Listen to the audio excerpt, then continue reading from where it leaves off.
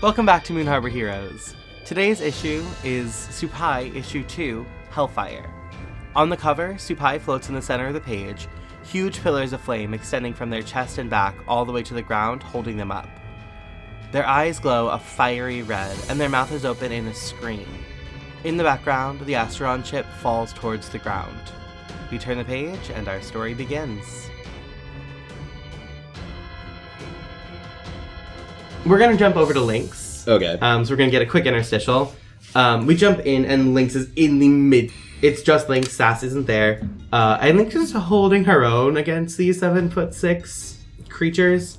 The Asterons. There's 4 of them, but she's taken a beating. But she's probably got... There's 2 on the ground. 2 are still up and fighting. They look about as bad as she does across the board, both of them together.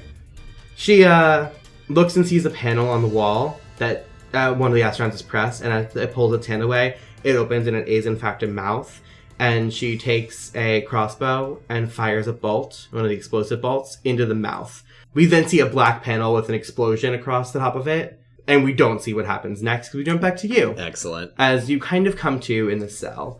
You weren't unconscious, but the exhaustion kind of knocked you out for a sec. Right. And you come to, and Glacier's looking at you. And Glacier's not doing good. Glacier's one eye is swollen completely shut. She's got a split lip. Bruises all over. Her hair is matted with blood on one side. She does not look pretty. And she says, "Well, you're a new face, aren't you?" What does the room look like? It's probably about 15 by 15. And it's... you got the transparent glass on one side, 3 solid black walls on the other. And there is some faint, almost gray lighting coming from above and below. Okay. It's just very stark. I imagine, I'm down on the ground at this point, looking up at Glacier. Yeah. And I'm going to say, "Hi, ma'am. I'm here to rescue you." It's not going well. She reaches down and offers a hand. Am I still handcuffed? Oh, yeah. She reaches down and she offers a hand. She looks at you and she says, "Oh, they didn't do that to me." And then she, helps you up by, holding your shoulders and supporting your weight and getting up to your feet. She looks at you and she says, "So, where are you from?" I don't think that's important right now. I'm gonna turn my back to her, but can you get these off me? She puts her hand on the handcuffs, and you feel cold creeping around your wrists, and then the metal shatters. Excellent. And she says, "I've tried everything. I can't do anything. I've tried beating the door down. I've tried freezing it, but it doesn't open." Did they take my watch? No. What happens when I push the button? There's suddenly a shadow portal opening in front of you. Through it, you can see Darkmark's secret base. Is there anyone on the other side of the glass? No. That other one's still there? Not that you can... No, there's no one there. It looks like he may have gone to, fill in his supervisors on what happened. These cages, these cells are very secure. Okay. I'm going to start banging on that glass. I want to draw attention from someone from outside. Cool. Yeah, there's another guard, not the same one, comes running over and looks at you. I'm going to look at Glacier and be like, "Ma'am, do you want to head on out? I've got to find Miss Lynx." And I'm going to point at the guard, point at the portal, and just flick him off. I'm trying to get him to try and stop Glacier from leaving so the door opens. Yeah. Is that provoking? That sounds like it's provoking. I'm actually going to have you roll to provoke twice. The first one's going to be to provoke her to leave, the second one's going to be to provoke her to leave. The first one's going to be to provoke him to... Okay, so... come in. I'm going to -2, because I'm guilty. Cool. So... it's an 11. Cool, yeah, that's an 11. Yeah, he... presses a button on the wall slides open, and he rushes towards her. Can I do the provoke to... Yep, you can provoke her now. I'm gonna, ma'am, you're in no position. Condition. It's literally written right here. Mm-mm. To be fighting and try to get her to go through the portal. 8. Cool. I'm gonna do something slightly different. Okay. She's about to go through the portal. She... has grabbed this Asteron by the back of the head and is, shoving him towards the ground and is about to step over him into the portal when Darkmark steps through into the room with you. He looks at you and is like, "That was really fast." Can you get her out? I've got to find Miss Lynx, and I'm just gonna bolt down the hallway. I'm not waiting for an answer. Yeah, he's... you hear... There's a voice bubble of him calling after you, but the letters are progressively getting smaller. He's like, wait, no, don't go. And it's like, fades out as you sprint down the hall. Underneath that, in a slightly larger voice bubble that also fades, you just like hear, or in like sound bubbles, we hear like crash, pow, and the tiny little voice bubbles of like, ow. From someone clearly beating up that poor Asteron guard. Whether or not they go through the portal, we'll find out. Great, yeah. So what do you want to do? Do you want to go back the way you came? Yeah, I'm heading back the way, like, where we split off, and heading the way I saw Lynx go. Absolutely. As you make it into the, like, opening, the, like, circle room, Sass enters, and then there's an explosion from down the hallway that Lynx was in. I like a panel where our eyes meet, and we both look down the hallway and just, like, run side by side, if that's cool. That looks great. I love that. Yeah, you're running down this hallway, and there's black smoke billowing, and just this cacophonous shrieking. Loud, echoing, kind of from everywhere. It's piercing. And you enter into a room where there are now 4 standing up and 3 laying down Asteron guards. And one who's even taller, who you would recognize from the first initial news clips as the Asteron General. Not the Overlord, the General. The General is, I'd like to have been reading the files. Yeah, go ahead and read those files. Okay. 9 and 11. Cool. On a hit, tell the team one important detail you've learned from your studies. The GM will tell you what, if anything, seems different from what you remember. On a 10 plus, ask the GM a follow-up question. They will answer it honestly. Cool. Tell me something.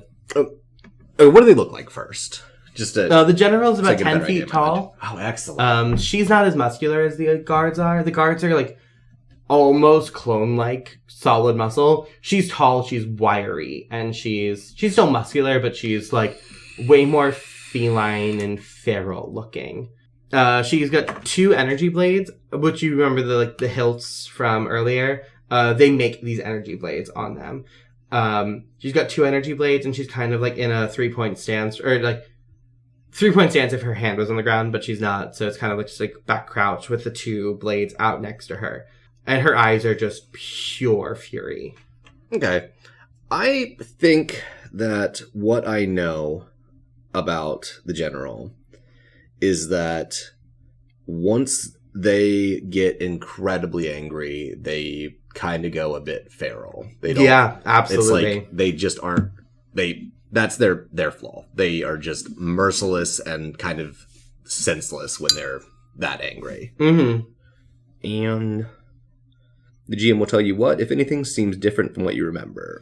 The other thing that seems different is that it seems like she's already pretty angry. It seems like we're well on our route to merciless slaughter. Okay. I can ask you a follow-up question. Yeah, go ahead. I don't know that I have one currently. Cool. If you think of one later, just let me know. Cool. What you do notice as you look at her, she's crouched and facing away from you. You just see her back, but you recognize her from the back.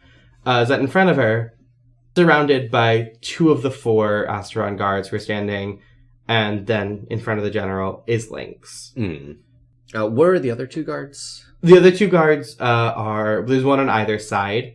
So there's one who's got his back to you and one who's facing you from across the circle. Okay. And I don't think Sass and I were being quiet whatsoever down this hallway. So as you step out, the one across the circle gestures to the one in front of him, and the one who has his back to you turns and points the taser cannon at you.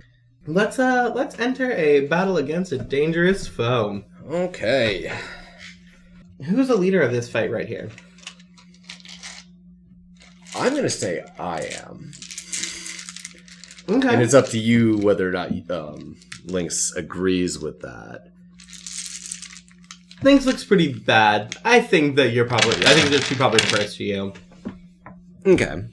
So, do you have influence over every member of the teammate? I don't believe I have influence over Lynx. Cool. What is your purpose in the fight? To get Lynx out safe is my purpose. Yeah. Her purpose is to get Glacier out safe. She doesn't know that Glacier is already out safe. Okay. Maybe. But her purpose is to get Glacier out safe. So that's still 2. I don't mistrust her. She doesn't mistrust you. Are you ill-prepared or off balance? I'm going to say no. I'm going to say that, were you expecting this much of a fight? No, but you were going in to fight these aliens. Mm-hmm. Okay. Cool? Cool. All right, so we're at 2 team. And the first thing that happens is that Asteron turns and points his taser at you. The taser cannon, as it were. And what do you do? The guard? The guard, yeah, Okay. not the general. Okay. The general is about to be heavy and fight hand-to-hand combat with missing links. Right. I think I'm just gonna run at him. Pulling like this big flaming tendril up out of my hand, just slash across with fire as I'm running. Cool. Are you attacking him? Are you trying to knock the taser out of his hand? What's your plan? I'm just attacking him at cool. this point. Let's directly engage that threat then. Cool.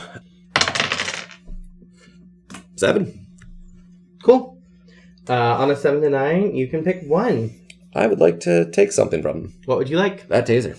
Awesome. So, explain to me how that happens. I think the flaming whip the tendril hits across them and then wraps around the taser, rips it out of their hand, and it kind of burns through it. It falls across the room in a couple pieces. Okay, cool. So it's broken. Yeah. You didn't take it to take it. No, it's broken. Broke it. Cool. However, that means you didn't resist or avoid their blows. So as the taser gets yanked from their hands, they kind of let it go and let it get flung across the room. They grab the energy blade and they click it open and they swing. They don't swing it at you. They swing it at the wall, and they slash into the wall, and that ear-piercing scream just pierces into your brain. Go ahead and roll to take a powerful blow. Okay. 8.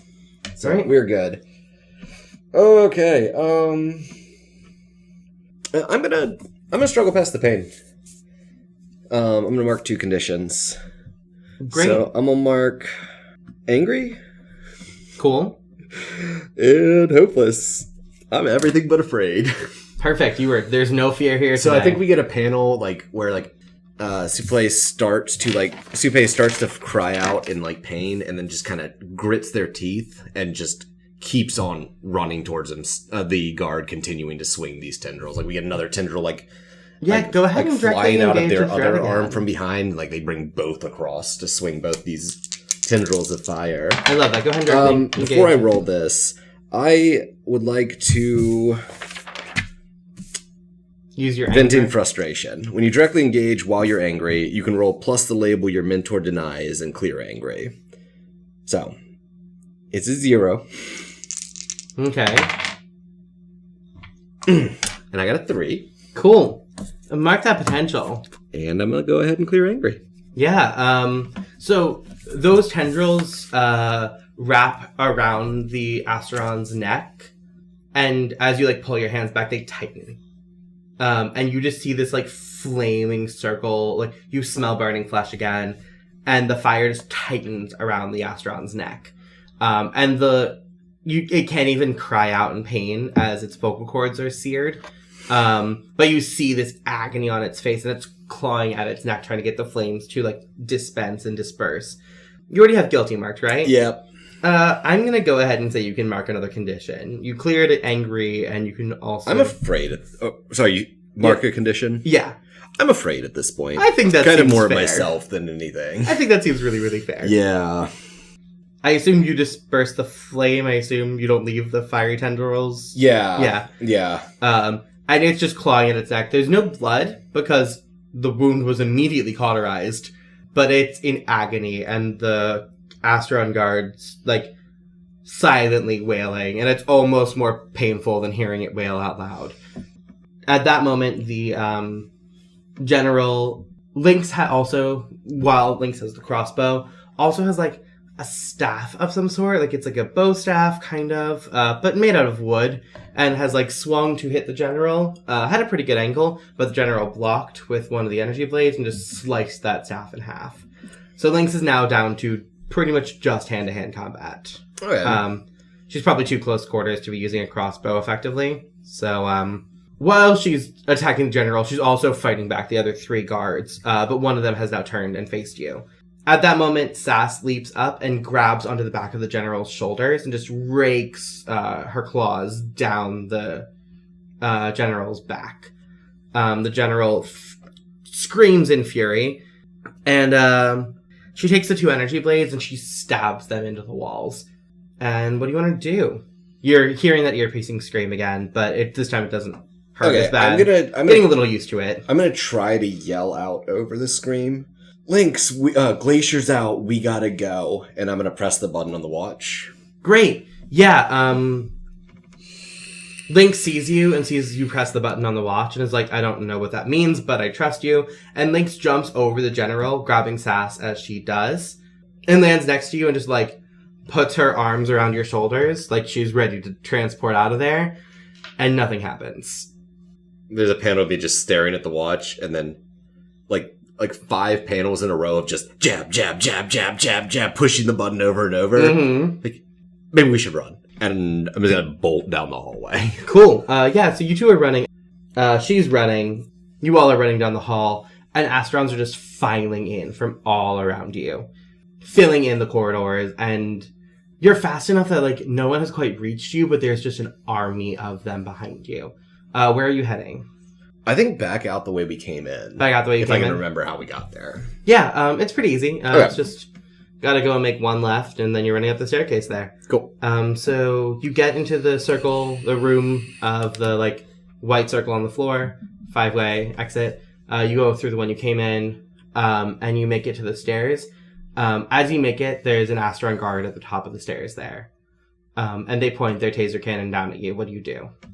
I think we get a panel of, like, me skidding to a stop. Maybe, like, Lynx even running into the back of me. Mm-hmm. And then just, 10, 12 tendrils of flame just burst out of my chest at the guy. Cool. Roll on the, I'm a bit gun-shy attacking directly. I'm not going to hit him with them. I want them to slash all around him, trying to scare him. Cool. Unleash your powers. Which, like pretty much everything else, is at a -2 currently. Mm-hmm. My freak's a 0, so it is a -2 on the die. That's a 4. -2. That's a 2. So yeah, go ahead and mark potential. Okay. Yeah, you're pretty agonized, and it's pretty treacherous, and you watch the tendrils just slice this man's arms right off. I just keep killing people. I don't know if you killed him, but he had the taser cannon. I keep significantly lowering the quality of people's lives. It actually, like, the tendril of fire hits his wrist, then his elbow, then his shoulder, and then another one just comes up and whacks the other arm right off clean. And he just, it kind of stops and looks down, and then he lets out this blood-curdling cry. I think this comic just accidentally got an M rating. And you can actually feel Lynx, like, take a step away from you. Lynx had been pressed up against you, and Lynx, like, takes a step back, and you could feel, like, the tension between you and her, all of a sudden very palpable. And then she pushes past you and starts running up the stairs. Sass on her heels. Alright, as I'm gonna, like, stand there stunned for a moment, then kind of, like, probably hearing the people running behind me, like, come to my senses. Like, as I run past them, like, oh god, I'm so sorry. And just bolt towards the way out. Yeah, you make it out, and all the lasers are firing and blasting again. And they are aimed at you and shooting and firing. What do you want to do? Lynx has her crossbow out and is shooting at every laser she can, is blasting them. But what do you want to do? Can I take a quick moment to just survey the scene? Yeah, go ahead. You can assess the situation. I am guilty. So that puts this at a 0. Plus Cool. 0 total. It's a 6. It'd be very nice if someone could help. I think you can use team selfishly. I don't know that she knows that you're assessing the situation. Is there, like, a... Maybe I could jump to the side so I'm, like, out of view of everything, so all the everything is focused on Lynx and Sass currently? Yeah, sure, go ahead. There's, you can jump underneath the turret that was destroyed earlier. You could probably hide from view there. Cool. I'm going to raise my superior and lower my savior. Cool. So you can ask one question plus the extra one. Because you've anonymous, you can ask a second question. Okay. How can we best end this quickly? The quickest way is for you to turn yourselves in, which would probably result in you getting killed. You could also jump off the spaceship and glide to freedom. You might get hit with a laser or two on your way down, but you would probably survive. Okay. What here's the biggest threat? Lasers are... The lasers themselves, not the people behind? No, the people are... It's a very thin hallway, so the people kind of bottlenecked out. Okay. You could probably take them each one-on-one as they came up. Okay. So we got that panel of me like kind of throwing myself to the side. Everything's focused on Lynx. Can we get a panel of what's going on there? Yeah. Lynx has pulled out her glider and is pressing it open. And as she does, a laser just slices her across the shoulder. It doesn't, like, I don't think it, like, breaks through the bone. I don't think it, like, blasts through the shoulder. But it, like, slashes across flesh wound style. And she cries out in pain. And then she starts just running for the side of the ship. Glider is popping open as she does. And she and Sass are about to jump off. And are the lasers, like, tracking, following her? Yeah, they're all following her. Okay, I think I'm going to run towards Lynx. And once I'm out in the open, I want to just throw as much fire behind me as I can. I'm just trying to cover the escape so the lasers can't see. Yeah, go ahead and roll to unleash your powers. Can we defend? Oh, sure, that can be defend. You are defending her. That makes sense. I just lowered my savior, so I'm not great, but let's see. That's a 3. Fine. Oh, yeah. Yeah, you're right. Cool. Go ahead and mark potential there. Did you take an advancement? I just got it. Yeah, do you want to tell me what that advancement is? I don't know if you're going to get anything that's helpful in this situation, but if you want to take a second to look for your advancement, you can. Okay. Anything helpful? I'll see. Cool. Yeah, on a miss, you don't defend. You blast that fire up behind you, and you hear the agonizing cry of the ship as the piece that you're on is kind of an extended out flat piece. You've it kind of extends out past the little dip. You just burn that section off, and that section starts sliding and falling down, and you and Lynx are now plummeting towards the ground on this piece of spaceship falling from the sky. I would like to point out, I really hope they went through that portal. Because I don't know how secure this whole spaceship is at this point. That's true. We'll see what they did. Fingers crossed. So we are falling? Yeah. Lynx jumps and catches the glider and starts falling down. For what it's worth, I don't think the lasers are currently focused on you because it was a big wall of flame. Like, you did, in fact, make that wall of flame to protect you. So it's probably going to take a second for the lasers to re-find you. Lynx's and Sass are now flying away from you, and you are falling on this spaceship. Okay.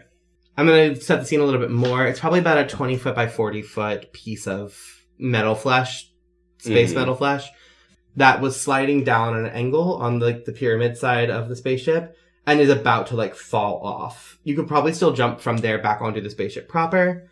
I don't know which option is safer for you right now. I'd like to use my moment of truth. Okay. The moment that you show who you really are, your mentor or something different, you can do whatever your mentor could do and more. You can do the incredible, even the things they always failed to accomplish. Of course, they're not going to see you the same way, no matter which path you choose. There's a lot of fire tendrils. They are huge and just bursting out of my chest. I think I've got 2 of them that, slam all the way down to the ground, so I'm being held up by these. And these tendrils, more tendrils grab this piece that I was on and just sling it through the ship. Or at the ship. My intention is to throw it through the ship. It goes through the ship. The ship is sliced in half. God, I hope they got out. The ship starts crashing from the sky. The agonizing scream is just horrifyingly loud, echoing across Moon Harbor. As these 2 ships fall, one piece of it falls and lands in the river. The other piece of it crashes onto the riverbank with just a plume of smoke and fire. You want to continue your moment of truth? I think that's all. I think we want to cut the scene there, or do you have anything more for it? I think we do see you land. Okay. And I think the last thing we see is Dark Mark rushing over from the park side as the light gets darker and dimmer, and we start fading in until it's a black panel as you pass out.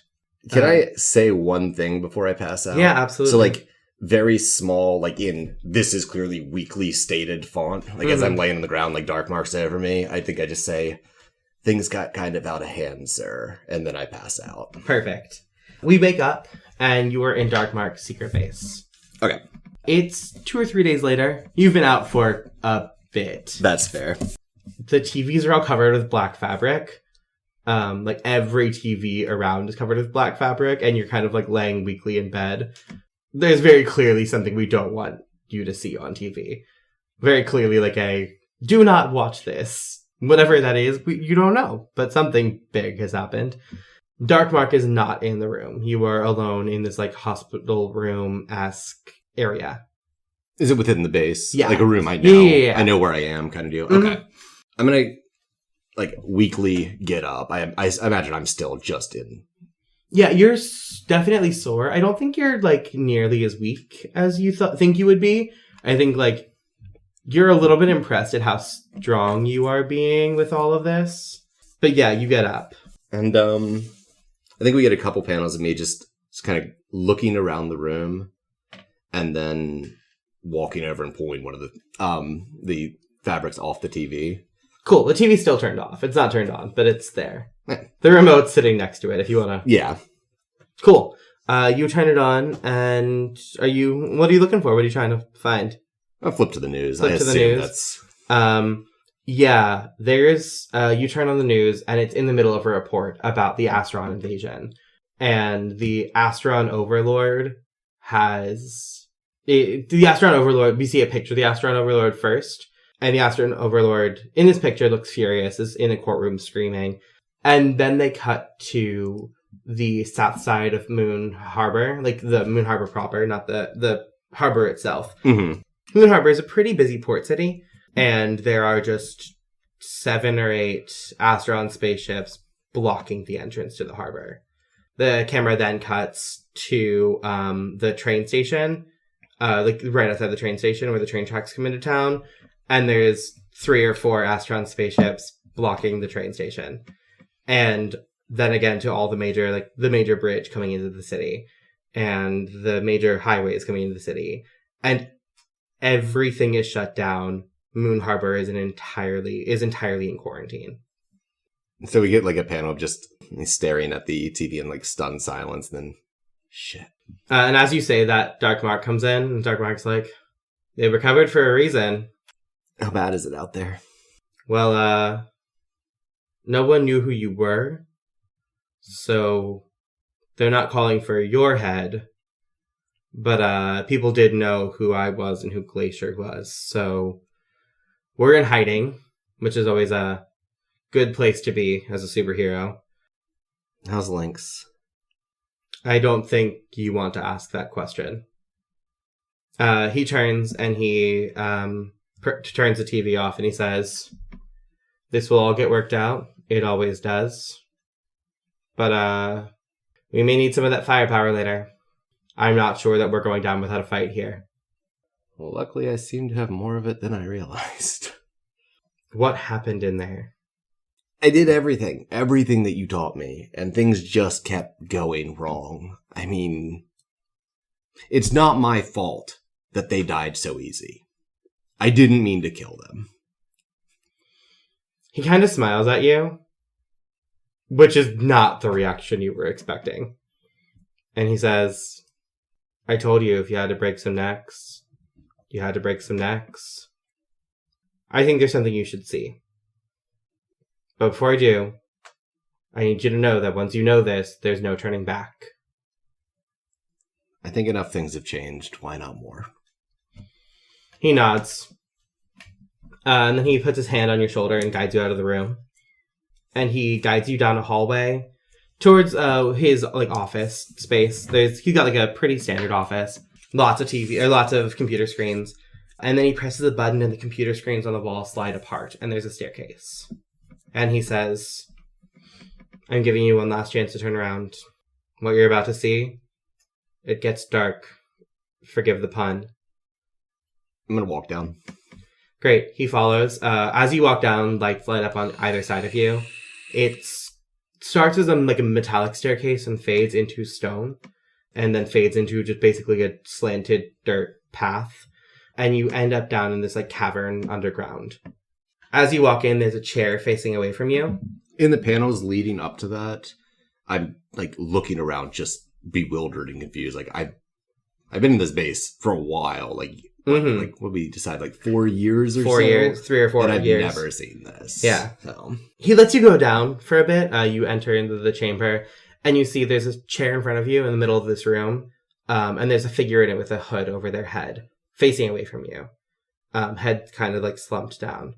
And as you're looking, there's a bunch of panels of you walking down these stairs, looking at this person, close up on a bead of sweat, or a bead of blood, dripping down this person's arm. Which is exposed underneath the ropes, clearly dripping from some head wound. And he says, sometimes heroes don't get the job done. Sometimes you have to be a little ruthless. He turns the chair around very forcefully, so it's facing you. And he lifts the hood off. You probably wouldn't recognize this hero, but our readers definitely do. Ryder Typhon, Leo, is in the chair, bloody and beaten. And Dark Mark looks at you and he says, welcome to the bad side. And then he presses a button on his chest. He does a full transformation into the villain known as the Dark Rider.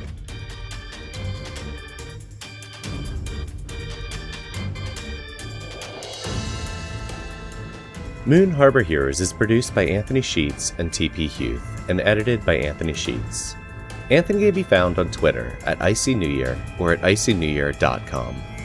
T is the host of Incubator on Air, a new play podcast available on iTunes, Stitcher, Spotify, and Google Play. They can be found at T Huth Playwright on Twitter or TPHuth94 on Instagram. This issue was GM'd by TP Huth, and Supay was played by me, Anthony Sheets. The music in this issue is Nightmare Machine by Kevin MacLeod. A link to the license and his website will be in the show notes. Our logo was designed by Beautiful Beasties. She can be found on Instagram at beastly.doodles or on Patreon at patreon.com/beautifulbeasties. If you want to get a hold of us, email us at moonharborheroes@gmail.com or on Twitter at moonharborcast. If you enjoyed this issue, please consider leaving us a review on iTunes and recommending it to friends. Word of mouth is really the best way for us to bring these stories to more people. And thanks for helping us save the world. We'll see you next issue.